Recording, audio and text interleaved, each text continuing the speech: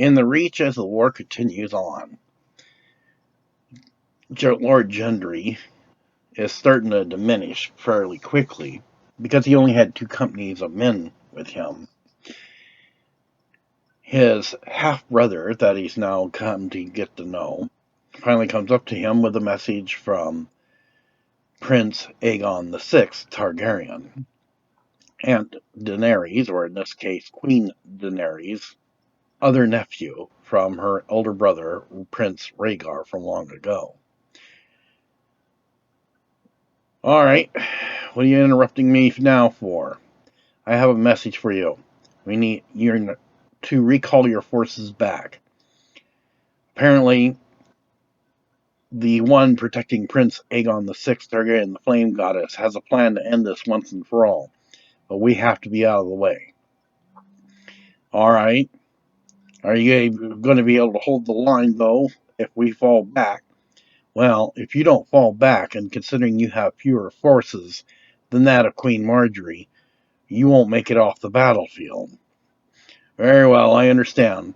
And so with that, then he recalls, gives an order, and the Baratheon 2 companies, what's left of them, since he's lost about a third already, falls back. In the meantime, Prince Aegon Targaryen gets the signal from his best friend, Edric Baratheon, that the order has been received. Then, while his forces, or what's left of them anyway, do their best to hold the line, he then goes up to Queen Margaery. Your Grace, Prince Aegon VI. Am I not correct? Yes. You need to call your men back, or you won't have an army. I beg your pardon. You're not going to last long. I've already given orders, and Lord Gendry of House Baratheon is pulling his back. He's only had 2 companies, and he's lost a third already. Apparently, the Flame Goddess, Lilith, has a plan, and we have not seen any openings yet to where we could actually strike and possibly find a weak point. That's just what I'm passing on to you, Your Grace. No offense. None taken. I will recall the Tyrell forces. And so with that, then, it goes into a scene, and both forces are being recalled.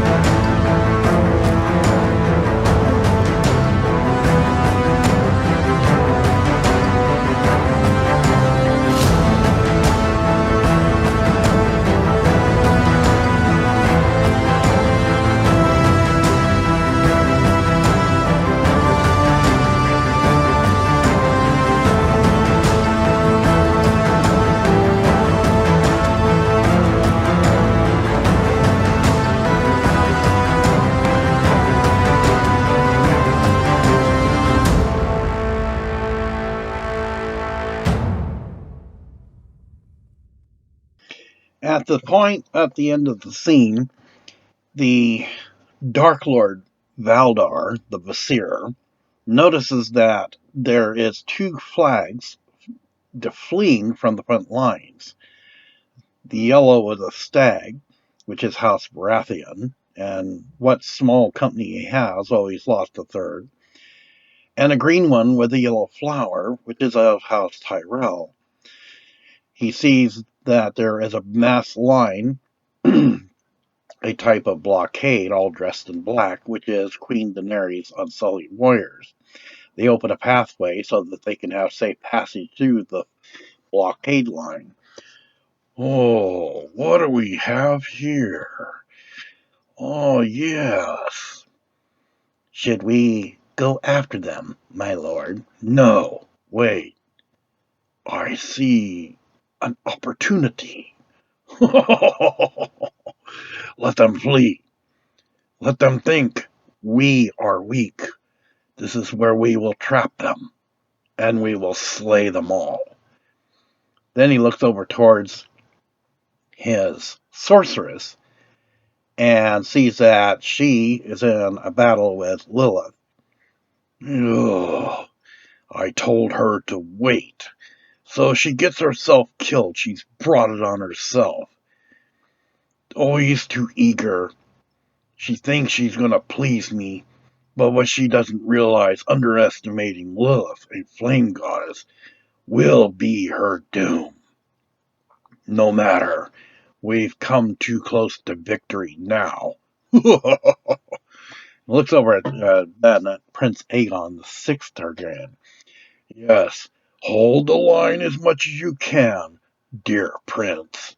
Your time is almost up, and this is getting weary, and it is time to be done with. Then he sees Queen Daenerys, the one strange-looking female in armor mounting her dragon. So what are you up to?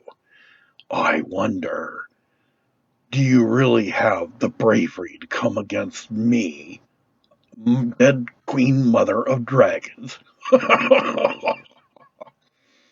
Then bring 'em. Let's see what you've got. Blood Cloud, send the special alarm. Make it look like we're falling back. But do not let it be seen. Leave opening. Let him come into us. We will surround him and we will crush him. Yes, my Dark Lord. And so then a special horn blast is sounded.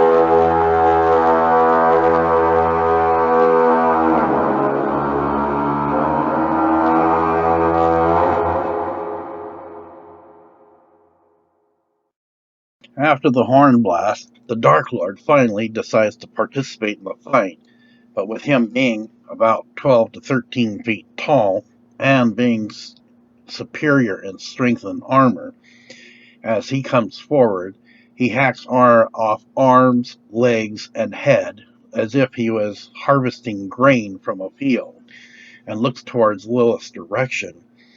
When you're done with my sorceress, you will now then have to face me. So as the catapults that he has left, although they're not many, turn their attention towards Aegon's forces to finally wear them down to where they will be either forced to move forward or retreat, and more likely Valdar is counting on him coming forward. They plan the trap to surround him and finally annihilate him. And so the war rages on in a massive legion of battle, unlike ever seen before, and is now 4 days long with no rest for anyone. At the Red Keep, the last orders then that Tyrion has, he is about to be delivered, and he calls in the leader of the Men Without Banners. Greetings, everyone. Would you like some wine? Aren't we still on duty? Well, so am I, but it doesn't stop me. All right, well, hey, who am I to turn that down? So he pours each of them a glass, and they take a seat then. I have last orders from King Brandon. Before he departed the Red Keep, he wanted me to call you all, and he regrets and gives a humble apology for not being able to deliver this himself. But since you are known as the Men Without Banners, and seeing how there's going to be a change here very soon, it would kind of make sense, since his offer seems a pretty lucrative one, that you should remain and continue making coin. Now, granted, I understand you're not into being under banners of authority, but I think you'll find this quite generous. He hands a scroll over to him. You, being the leader, would put you in charge, as you already are anyway, and you would get a raise in pay, and you would be known as the new City Watch. And basically, you'd be making sure nobody's breaking the law. Huh, that's funny. You find this funny? Well, no, I'm just saying that we were breaking the law, but yet we're lawbreakers, making sure nobody else is breaking the law. Yes, well, you might well lose that humor because it won't pay off here. And especially when and if she decides to keep you, you may find that she may not find that very funny. So you might want to keep that to yourself. She, Daenerys Stormborn Targaryen, who I thought was dead, but apparently my eyes have either deceived me, or somebody has decided to exercise a forbidden illegal spell and brought her back from the dead. In either case, this is why King Brandon's no longer here. A deal was struck because King Brandon didn't feel that, though he be a crippled and a three-eyed raven, he didn't want to have the blood on his hands, knowing that if he lost, it would have been better to just give up anyway, peacefully. I admire that, although I don't see that that would be something that should have been done. At least could have had some honor in fighting, but that's not my call. So all I need to know then is, will you, if we hand you yellow capes, be the enforcers of the City Watch of King's Landing? Well, we're not really used to taking orders, except from our leader here. But if it means not being broke, since we got all the repairs on the Red Keep done and the throne room floor has been repaired, I don't see a problem with it, but I can't speak for everyone. Well, I can, because I am the leader. And for once, I will have to agree with the offer because, well, considering we had a Great White Walker War, and then there's the incident that happened before Queen Daenerys died, and now hearing that King Brandon's no longer the king here, it seems there's a lot of changes going on. Yes, well, you better get used to it, because it's not like even I have a choice in this point in time. All right. We'll go ahead and accept your offer then. Good. Well, then there's nothing else we need to discuss. Then the cousin to Queen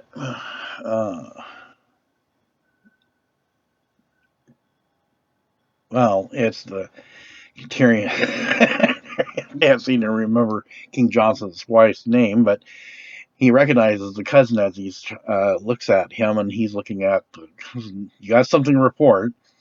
Yes. And then he whispers in his ear, "Really? She's already here?" "Oh, well, I guess I better get prepared then." "Well, then, unless there's something else you guys want to bring up, you're dismissed. You can get your yellow cloak capes from the supplies area in King's Landing. That is all." So they take their leave then. "When did she get here?" "Well, she's coming through the Citadel ports and should be coming within view, if she hasn't landed already, from the side of Blackwater Bay." "Well, I suppose we better go make our presence known then." So with that, it then switches the scene. The ships, now having already cleared the Citadel and the Blackwater Bay, finally anchored, and as Tristan had told Tyrion, they are now already ashore. "Alright, look lively, everyone. I want this to go smoothly. We will inform the people to stay out of our way so we can get this done as quickly as possible. We only have a certain amount of time to get this new throne installed.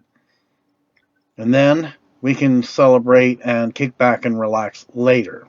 "Understood." All of the men under her command agree. "I suppose you're going to want to see this as well." "Well, it's not every day I get to be in the throne room of the King's Landing since I only heard about it.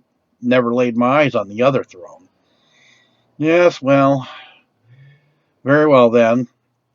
The sooner we get this done, the better. Then we can return to our own homelands after we've had some ale and kick back and relax and celebrated this momentous occasion." So with that then, the scene fades out at the Citadel.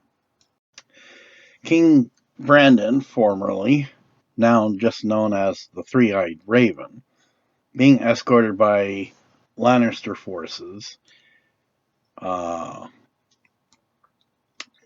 Tarth, and King Johnson and his men and his wife, finally reach House Tully. "Well, I don't think that your services will be needed any longer. Thank you for the escort. We can take it from here." "As you wish, uh, Sir Knight, Lady, Sir Knight. Sir Knight will do just fine." "Very well, Sir Knight. We will take our leave then." So they head off to Casterly Rock. So then she stands at the gate, and the gate finally then lowers. "Well, there's a face I have not seen in a while. And also, who might you be?" "I am King Johnston, and this is my wife and queen, Queen Miri." "Well, again, pleasant to see you, your grace." And he humbly bows before both of them. "And I'm not sure if I should be bowing before you. Do I address you as King Brandon?" "No, I am no longer king. A peaceful solution has been reached because I do not want blood on my hands."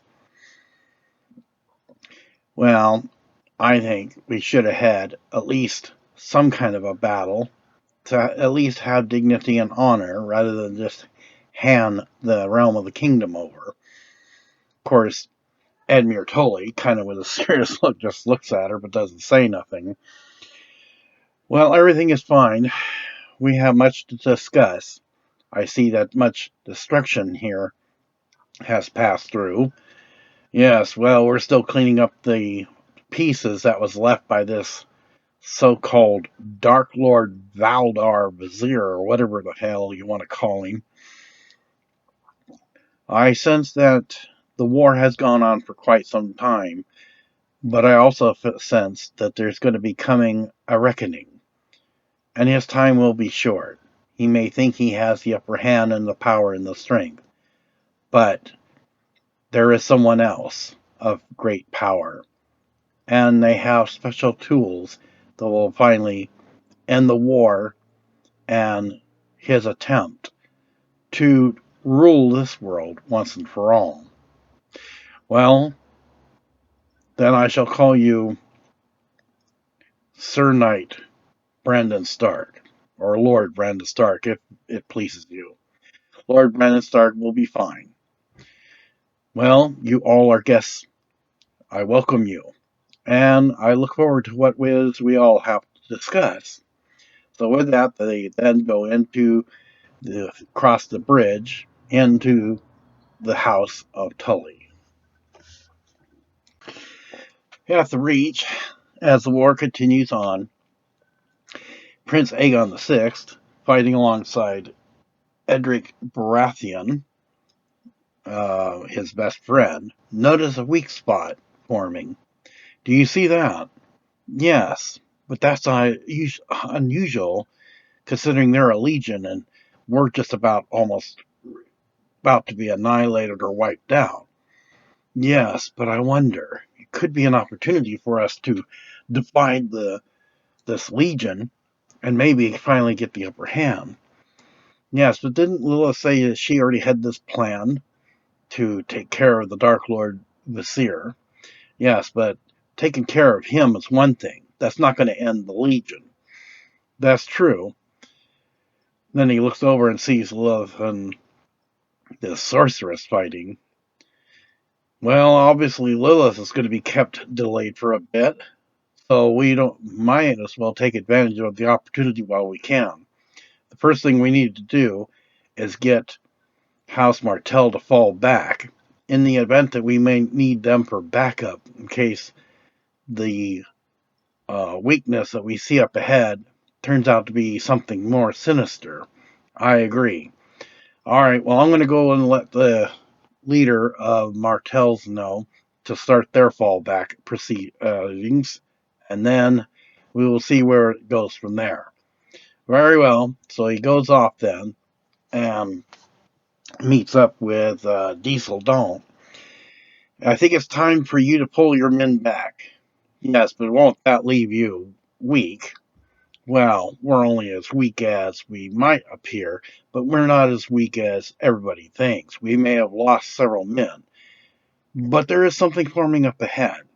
And since Lilith is busy taking care of a sorceress, which only a goddess and a sorceress can fight among themselves, it may be an opportunity for us. It's one thing to kill the Dark Lord. It's another thing to end the Legion. Their Dark Lord might fall. That doesn't mean the Legion will. All right. I'll recall the men and let Queen Ariana Martell know that this is what you have requested. In the event, though, that she gives a command that we should return, we will do so.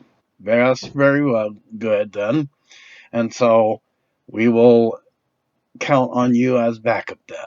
So Diesel gives a signal and his men ride off and are cleared a path through the Unsullied warriors who still stand as a blockade.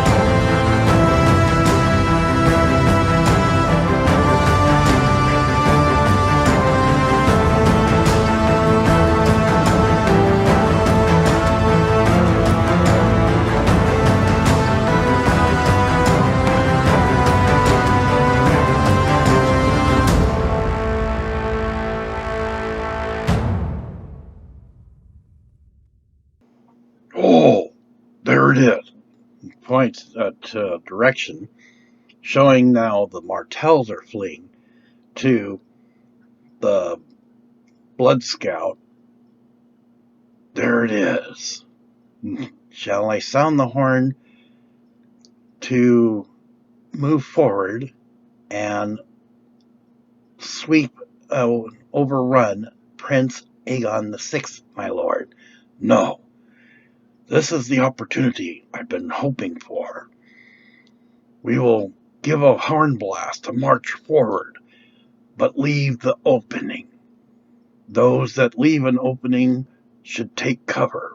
Make him think we're weak. Lure him in. Then we shall feast on his flesh, and that shall be the end of the Targaryens on Prince Aegon VI. Yes, my lord.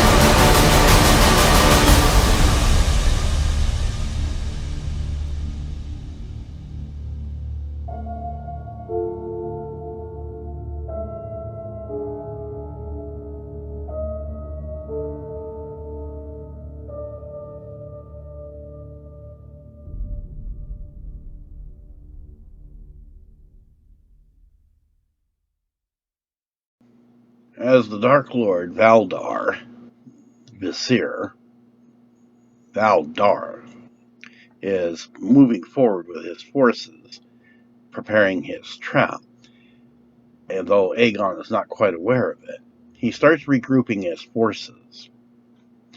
Edric, I want you to get our forces and rally them together, get them regrouped, fall back just enough, and that prepare for what's coming to us. If the opening continues as I see it, then it'll be a chance for us to go in and form a crescent formation and start wiping them out and working our way inward. I understand. You think this will work because they still outnumber us, possibly 100 to 1. Well, we're going to have to give it our best. It's all we got. We've been 4 days long, and I don't know about you, but I'm pretty exhausted, and if we don't come to a situation where we're going to win this battle soon, I fear none of us will make it off this battlefield alive. I just hope that Lilith is prepared and doing something, because, again, 4 days long with no rest, and I can tell the men are weary, and things are slowing down. Yes, you're all right. I am about worn out myself, Your Grace. All right, then. I'll let you be in charge and getting the forces put together. Yes, Your Grace. And so with that, they prepare to regroup and meet head on, especially through the opening, for their tactic of trying to cut down from the inside out Aegon, or not Aegon, but Lord Valdarr's forces. But it, seemingly to Aegon VI Targaryen, seems to be what Valdarr is hoping for.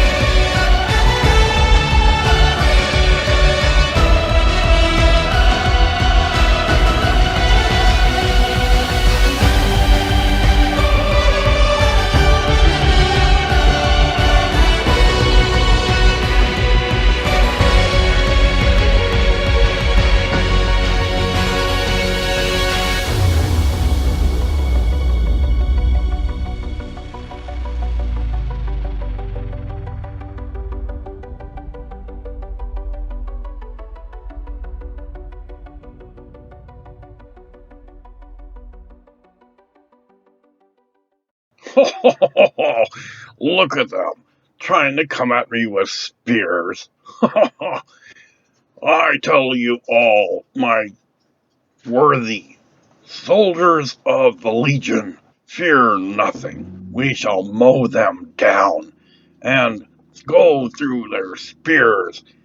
Let us come forward. Fear nothing. Mow them down like grass. Over in the distance, as a sorceress and Lilith are still duking it out, uh, like blade to blade, Lilith, though a short stalled moment, notices something in the distance with Valdar's forces. Oh no, he's trying to set a trap. As well as it should be. Victory will be ours this day. Lilith then gives a slight smile, and finally, after reaching her boiling point as a fire goddess, plunges a blade, catching the sorceress off guard. I've had enough of you! And then pulls the blade out as the sorceress falls to the ground. You're no goddess, and I sense you don't even obey your Dark Lord who you follow. You were warned, now you die. And then she motions for the brother of hers, the many-faced god, to be prepared because soon Valdarr will be within reach for the staff of the abyss to be activated. I shall grab Spear of Judgment, and I will be ready. Good. And then, as soon as you get that plunged into his armor, as it should not have anything stop it, because it is not like any spear since the time before old Valyria. We must quickly put the stones in place.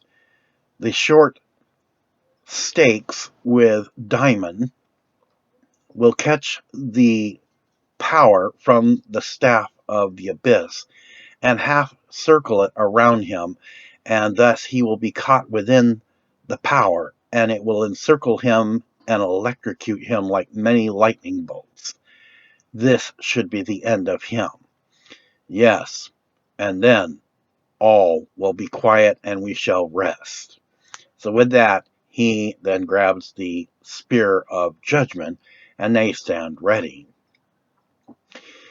Back at the scene of Valdarr, he senses that someone important has fallen and turns his head quickly towards Lilith's direction. So, it is done. Don't count your blessings, Lilith. I warned you when you were sleeping. Do not interfere. Wasn't that our sorceress? Yes, it was. And he looks over at quickly at the trusted advisor. And she brought this on herself. This is what happens when no one listens to me. For I am a god. I know what's best. And mark my words, though you be my trusted advisor, do not try to advise me to retreat or fall back, because there would most likely be your doom. I understand, my lord. And so with that, he then notices something in the distance. What didn't show is that Daenerys got on her Rainragon, all-white she-dragon, followed by Jaharigon and Daragon, the red and green dragon. Oh, time to take target practice. Give me that. He jerks the spear out of his bloodclot's hand. It's time to put this dead dragon queen down. Once dead, she should have stayed dead. So come, Daenerys, let us embrace your destiny of the dark side, as you once did before when you were betrayed.